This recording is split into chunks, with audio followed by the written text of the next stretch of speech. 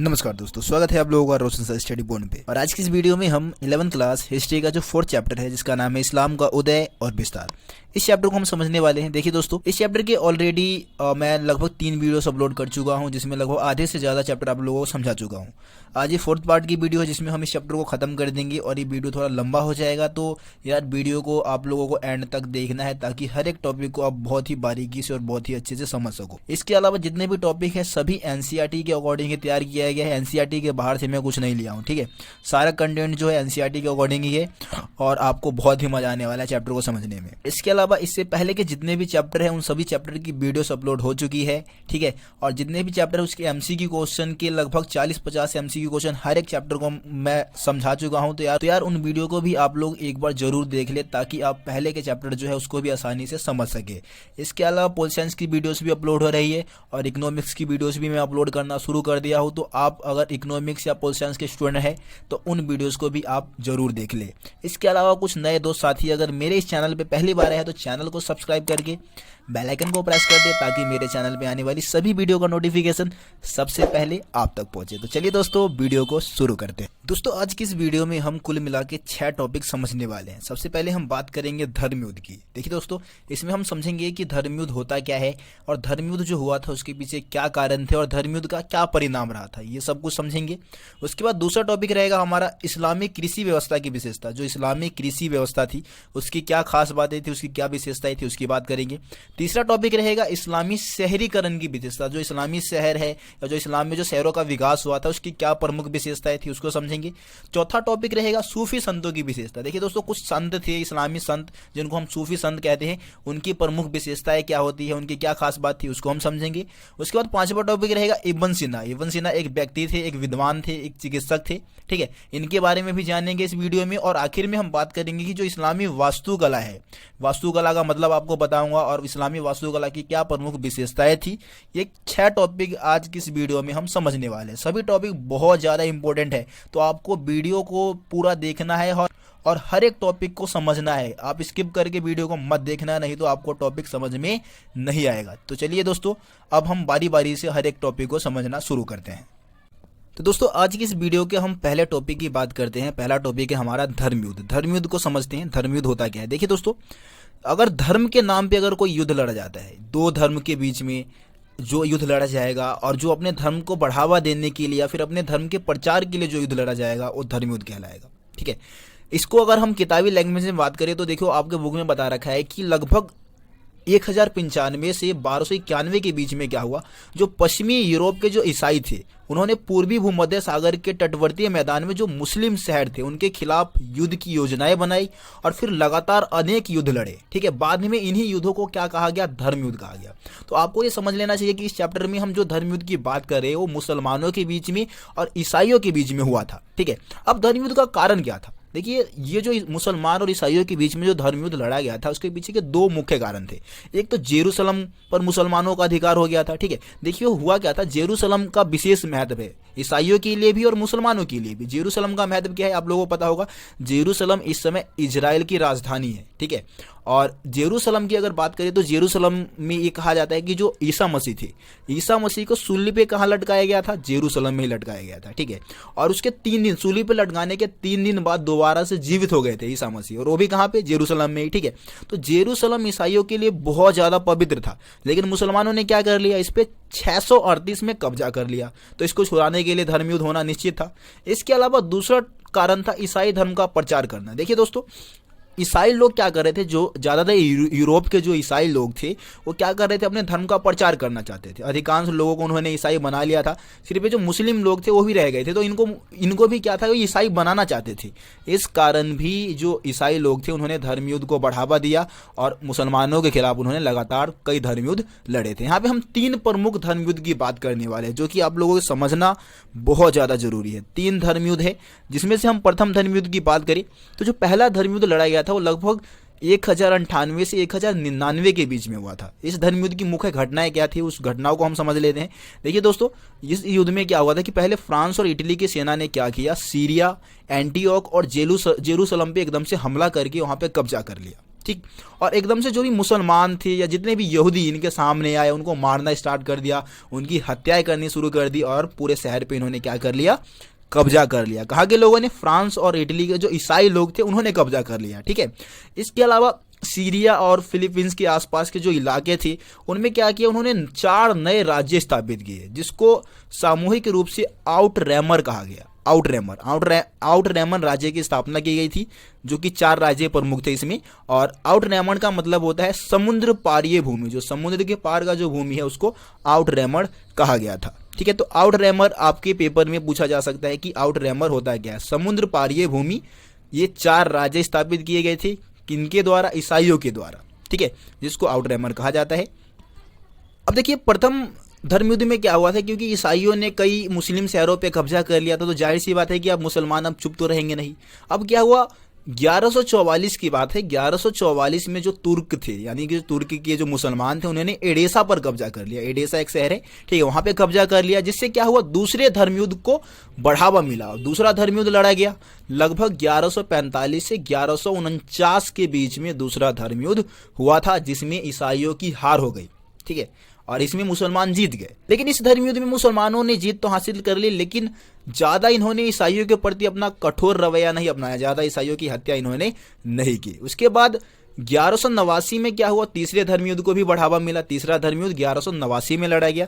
लेकिन इसमें क्या था कि इस समय तक क्या था कि ईसाइयों के अंदर से धर्मयुद्ध करने का जो जोश था वो खत्म हो चुका था, कोई खास इसमें मारकाट नहीं हुआ। लेकिन हाँ, जेरूसलम में मुक्त रूप से प्रवेश की अनुमति मिल गई। अब ईसाई भी क्या थे, जेरूसलम में आसानी से प्रवेश कर सकते थे। तो ये कुल मिला के 3 धर्मयुद्ध थे। मैं उम्मीद करता हूं आप लोगों को ये तीनों धर्मयुद्ध की जो कहानी थी आपको समझ में आ गया होगा। अब बात करते हैं कि जो तीनों ये धर्मयुद्ध जो हुए थे उसका प्रभाव क्या रहा, क्या प्रमुख प्रभाव पड़े थे। तो पहला है मुस्लिम राज्यों का क्या हुआ, जो मुस्लिम जो राज्य थे उनका अपने ईसाई प्रजाजनों के प्रति क्या हुआ, कठोर रुख। उन्होंने अब अपने ईसाई लोगों के प्रति राजाओं ने क्या किया, कठोर रुख अपना लिया। और इसके अलावा दूसरा पॉइंट हम बता सकते हैं कि पूर्व और पश्चिम के बीच जो व्यापार हो रहा था उसमें इटली के जो व्यापारिक समुदाय थे उनका प्रभाव भी बढ़ने लग गया था। दोस्तों अब अगला टॉपिक समझते हैं। अगला टॉपिक है इस्लामिक कृषि व्यवस्था की विशेषता। देखिए दोस्तों, इस्लामिक कृषि व्यवस्था की क्या विशेषता होती थी, तो इसमें हम पहला पॉइंट बताएंगे कि लोगों का जो मुख्य व्यवसाय था वो कृषि था। ठीक है, इसके अलावा दूसरा पॉइंट हम बता सकते हैं कि जो जमीन के जो मालिक होते थे वो बड़े और छोटे छोटे जो किसान होते थे वो होते थे, और कहीं कहीं राज्य जो होता था, मतलब जो राजा होता था वो भी जमीन का मालिक हुआ करता था। इसके अलावा तीसरा पॉइंट हम बता सकते हैं कि जो राज्य का जो आय का जो मुख्य स्रोत था वो भू राजस्व था, मतलब भू राजस्व के कारण ही क्या था, एक तरीके से आय उनको प्राप्त हुआ करता था। इसके अलावा टैक्स को बहुत ज्यादा महत्व दिया जाता था। जितने भी मुसलमान थे उनको अपने उपज के 10वें हिस्से के बराबर टैक्स देना होता था, यानी कि जितने भी मुस्लिम लोग थे उनको अपने 10 में से 1 हिस्सा टैक्स के रूप में राज्य को देना होता था। इसके अलावा जितने भी गैर मुसलमान थे, यानी कि गैर मुस्लिम लोग थे, उनको अपने 5वें हिस्से के बराबर टैक्स देना होता था, मतलब 5 में से 1 हिस्सा उनको टैक्स के रूप में दिया जाता था। इससे ये समझ में आता है कि जो गैर मुस्लिम लोग थे उनको ज्यादा टैक्स देना होता था। इसके अलावा 5वां पॉइंट हम बता सकते हैं कि जो पहली बार खेती करता था, मतलब कि जो पहली बार खेती स्टार्ट कर रहा है उसको कर में छूट भी दी जाती थी, ताकि वो ज्यादा से ज्यादा खेती को मतलब बढ़ावा मिल सके और वो खेती कर सके आसानी से। इसके अलावा खेती को बढ़ावा देने के लिए राज्य के द्वारा क्या किया गया, सिंचाई के अनेक साधनों का निर्माण किया गया ताकि खेती ज्यादा अच्छे से हो सके। और सिंचाई के साधनों के निर्माण के लिए कुओं का निर्माण करवाया गया, नहरों का निर्माण करवाया गया, बांधों का निर्माण करवाया गया ताकि खेतों की सिंचाई आसानी से हो सके। दोस्तों अब हम बात करते हैं इस्लामी शहरीकरण की विशेषता। इस्लामी शहरीकरण की क्या प्रमुख विशेषता होती थी, तो देखिए दोस्तों, जैसे जैसे शहरों की संख्या में तेज गति से बढ़ोतरी होती है, मतलब जैसे जैसे शहरों की संख्या बढ़ी वैसे वैसे क्या हुआ, धीरे धीरे इस्लामी सभ्यता भी तेज गति से फलने और फूलने लग गई, है ना। देखिए शुरू में क्या था कि इस्लाम में मतलब वहाँ पे अरब के साइड जो भी शहर बसाए जा रहे थे, तो वहाँ पे शहरों के बसाने का जो मुख्य उद्देश्य था वो अरबी सैनिकों को बसाना था। मतलब कि शहर इसलिए बनाए जा रहे थे ताकि शहरों में क्या किया जा सके, जितने भी अरबी सैनिक है उनको बसाया जा सके। ठीक है, इसके अलावा मुख्यतः अगर हम फौजी शहरों की बात करें तो मुख्यतः कूफा और बसरा जैसे इराक में जो शहर थी, इसके अलावा फुस्तात तथा काहिरा जैसे मिस्र में शहर मौजूद थे। इसके अलावा शहरों में क्या होता था, 4th पॉइंट हम बता सकते हैं, शहरों में 2 प्रकार के भवन समूह होते थे। एक तो मस्जिद होता था और दूसरा होता था केंद्रीय मंडी। मस्जिद की बात करें तो मस्जिद में क्या होता था, सामूहिक नमाज पढ़ी जाती थी, है ना। और मस्जिद में ऊंचे ऊंचे मीनार बनाए जाते थे और मस्जिद दूर से ही दिख जाता था, इतने ऊंचे ऊंचे मीनार होते थे उसके कि वो दूर से ही दिख जाया करता था। इसके अलावा जब हम केंद्रीय मंडी की बात करते हैं तो केंद्रीय मंडी की खास बात ये थी कि यहाँ पे दुकानों की कतारें होती थी, इसके अलावा व्यापारियों की अपने आवास होते थे, व्यापारी यहाँ पे निवास करते थे, ठीक है। तो ये केंद्रीय मंडी की विशेषता थी। इसके अलावा शहरों की अगर बाहरी इलाके की बात करें तो शहर के बाहरी इलाकों में क्या होता था, शहरी गरीबों के मकान होते थे, ठीक है। इसके अलावा देहातों से लाई जाने वाली जितने भी हरी सब्जी और फलों के जो बाजार होते थे वो भी बाहरी इलाके में बनाए जाते थे। इसके अलावा जो भी काफिले होते थे उनके ठिकाने, जो मतलब राह में चलने वाले व्यक्ति होते थे उनके भी ठिकाने शहर के बाहरी दीवार में होते थे। और अस्वस्थ दुकानें, ठीक है, जैसे कि चमड़े साफ करने की दुकानें हैं, है ना। इसके अलावा जो कसाई की दुकानें हैं वो भी शहर के बाहरी इलाके में बनाए जाते थे। तो ये शहर के बाहरी इलाकों की विशेषता। इसके अलावा शहरी दीवार के बाहर कब्रिस्तान भी बनाया जाता था और एक सराय होता था, ठीक है। कब्रिस्तान आपको पता है, यहाँ पे सराय आप समझ लीजिए, सराय एक ऐसा जगह होता था जहाँ पे अगर रात के समय अगर शहर का गेट बंद कर दिया गया है तो फिर लोग कहाँ पे रुकेंगे, तो सराय बनाया जाता था और सराय में ही लोग क्या करते थे, ठहरते थे रात के समय जब शहर का दरवाजा बंद कर दिया जाता था। दोस्तों अब समझते हैं सूफी संतों की क्या विशेषता होती थी। देखिए दोस्तों, सूफी संत होते कौन है, तो हुआ क्या कि इस्लामी सभ्यता में हम कह सकते हैं दोस्तों, अब हम सूफी संतों की बात करते हैं। सूफी संत होते कौन है, देखिए दोस्तों, कुछ लोगों का क्या हुआ, रहस्यवाद तथा वैराग्य के प्रति झुकाव बढ़ा, इन्हीं को बाद में क्या कहा गया, सूफी संत कहा गया। देखिए दोस्तों, यहाँ पे रहस्यवाद का मतलब है कि ईश्वर के प्रति ज्यादा से ज्यादा हमें क्या करना है, भक्ति करना है ईश्वर की, रहस्यवाद का मतलब है। और वैराग्य का मतलब है कि आपको दुनिया की मोह माया से, दुनिया में जो भी दुनिया से आपको लगाव रखना ही नहीं है, ठीक है ना, मोह माया से दूर रहना है। यही था सूफीवाद, यानी कि जो कुछ ऐसे लोग थे जिनका रहस्यवाद और वैराग्य के प्रति झुकाव बढ़ गया था, ज्यादा से ज्यादा वो ईश्वर की आराधना करना चाहते थे और सांसारिक मोह माया से दूर रहना चाहते थे, उन्हीं को हम क्या कहते हैं, सूफी संत कहते हैं। इसके अलावा ये मतलब सूफी संत ऐसे थे जो समाज, इनका मानना यह था कि समाज जितना अधिक भौतिक पदार्थों और सुखों की ओर मतलब बढ़ता चला जाएगा, सूफी संत क्या करेंगे, संसार का उतना ही त्याग करेंगे, है ना। और वो क्या करते थे, खुदा में विश्वास करते थे, सिर्फ खुदा की आराधना, खुदा में विश्वास, इसके अलावा और कुछ नहीं करते थे। इसके अलावा सूफी संत संगीत के माध्यम से ईश्वर की आराधना करते थे, ये विशेषकर कव्वाली गाया करते थे, कव्वाली के माध्यम से ईश्वर की आराधना में विश्वास करते थे, है ना। इसके अलावा सूफीवाद का द्वार क्या था, सभी के लिए खुला था, वो चाहे किसी भी धर्म का हो, जाति का हो, किसी भी लिंग का हो, हैसियत किसी भी हैसियत का हो, सूफीवाद का दरवाजा क्या था, सभी के लिए खुला था। और ये सूफी मतलब विचारधारा को कोई भी अपना सकता था, ठीक है। तो यहाँ पे ये सूफी संतों की विशेषता के पॉइंट जो थे वो मैंने आपको समझा दिया है। दोस्तों अब हम बात करते हैं इब्न सिन्ना की। इब्न सिन्ना कौन थे, ठीक है, और इन्होंने एक पुस्तक लिखी थी जो कि बहुत ज़्यादा फेमस है और उसकी क्या विशेषता थी उसकी हम बात करते हैं। देखिए दोस्तों, इब्न सिन्ना की अगर बात करें तो ये एक चिकित्सक और दार्शनिक थे। चिकित्सक यानी कि आपको पता ही है डॉक्टर थे, और दार्शनिक यानी कि कोई विद्वान, है ना, एक विद्वान थे। और इसके अलावा इनका विश्वास था कि कयामत के दिन क्या होता है, व्यक्ति फिर से जिंदा हो जाता है। डॉक्टर होने के बावजूद भी ये मतलब इस बात में विश्वास रखते थे कि कयामत के दिन क्या होगा, जितने भी मनुष्य है, जितने भी व्यक्ति जो मरे हैं वो दोबारा से जिंदा हो जाएंगे, ठीक है। इन्होंने एक पुस्तक लिखी थी जिसका नाम था चिकित्सा का सिद्धांत, ठीक है। और ये जो चिकित्सा का जो सिद्धांत था उसकी क्या विशेषता थी, पहला पॉइंट हम बता सकते हैं कि ये जो चिकित्सा का जो सिद्धांत था वो लगभग 10 लाख श्लोकों वाली पांडुलिपि थी, ठीक है। कितने लाख श्लोकों वाली, 10 लाख श्लोकों वाली पांडुलिपि थी। और इसमें लगभग 760 औषधियों का उल्लेख था। कितनी औषधियों का, 760 औषधियों का उल्लेख किया गया था। और इसमें अस्पतालों में किए जाने वाले प्रयोग का वर्णन था। इस पुस्तक में आहार विज्ञान के महत्व के ऊपर भी प्रकाश डाला गया था कि जो आहार विज्ञान है क्या महत्व है हमारे जीवन में, इस चीज के भी बारे में बताया गया था। इसके अलावा इसमें यह भी बताया गया था कि जो जलवायु परिवर्तन है और जो पर्यावरण है उसका हमारे स्वास्थ्य के ऊपर क्या प्रभाव पड़ता है, ठीक है। इन सभी चीजों का वर्णन किस में किया गया था, इब्न सिन्ना के पुस्तक चिकित्सा के सिद्धांत में किया गया था। दोस्तों अब हम इस्लामी वास्तुकला की विशेषता की बात करते हैं। इस्लामी वास्तुकला की क्या प्रमुख विशेषताएं होती थी।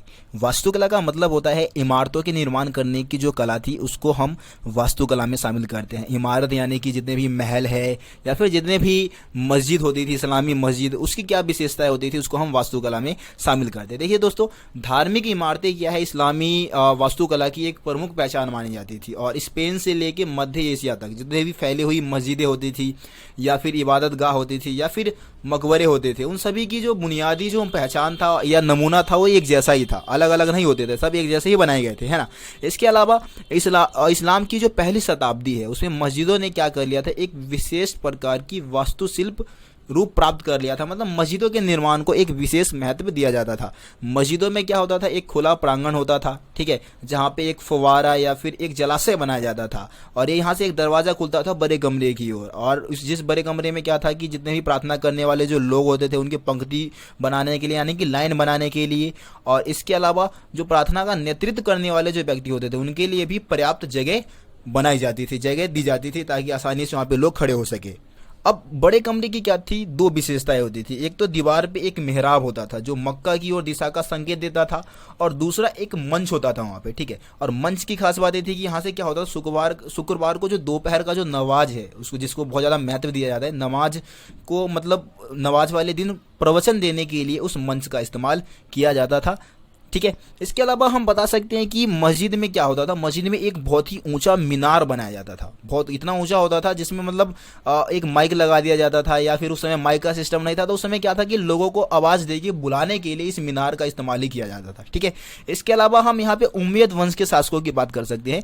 उम्मयद वंश के शासकों ने क्या किया था, नखलिस्तानों में मरुस्थलीय महल बनाया था, ठीक है, मतलब मरुस्थल में उन्होंने विशेष प्रकार के महलों का विकास किया था। इसके अलावा अब्बासियों की अगर हम बात करें यहाँ पे, तो अब्बासियों ने किया था, समरा में बाग, समरा एक जगह का नाम है, समरा में क्या किया था, जो बाग है या फिर जो बहते हुए पानी है उस पानी के बीच या पानी के ऊपर उन्होंने शाही शहर बसाया, ठीक है। तो ये अब्बासियों की वास्तुकला की खास बात थी। तो मैं उम्मीद करता हूं कि इस्लामी वास्तुकला का जो टॉपिक है वो भी आप लोगों को समझ में आ गया होगा। देखिए दोस्तों, इस वीडियो में आप लोगों को जितने भी टॉपिक समझाने थे मैंने समझा दिए हैं, और आपका जो 4th चैप्टर है इतिहास का 11th क्लास, उसका पूरा जो भी चैप्टर में जितने भी टॉपिक है वो आप लोगों का कवर कर दिया गया है, ठीक है। तो दोस्तों, अगर आप लोगों को इस वीडियो में कोई भी टॉपिक ऐसा है जो समझ में नहीं आया तो एक बार आप दोबारा जाइए, दोबारा से आप उन टॉपिक को देखिए। मैं तो कहता हूँ आप सभी टॉपिक को एक बार आप दोबारा देख लीजिए ताकि और ज़्यादा अच्छे से हर एक टॉपिक को आप समझ सको, ठीक है। इसके अलावा पोल साइंस की वीडियोस भी अब अपलोड करना शुरू कर दिया हूं, बहुत तेजी से वीडियोस डालूंगा, ठीक है। इकोनॉमिक्स की वीडियोस भी डाल रहा हूं लगातार। तो यार चैनल को अभी तक आप लोगों ने अगर सब्सक्राइब नहीं किया है तो सब्सक्राइब करके बेल आइकन को प्रेस कर दे ताकि मेरे चैनल पे आने वाली सभी वीडियो का नोटिफिकेशन आप तक पहुंच सके। तो चलिए दोस्तों, मिलते हैं आप लोगों से फिर अगली वीडियो में, तब तक के लिए जय हिंद, जय भारत।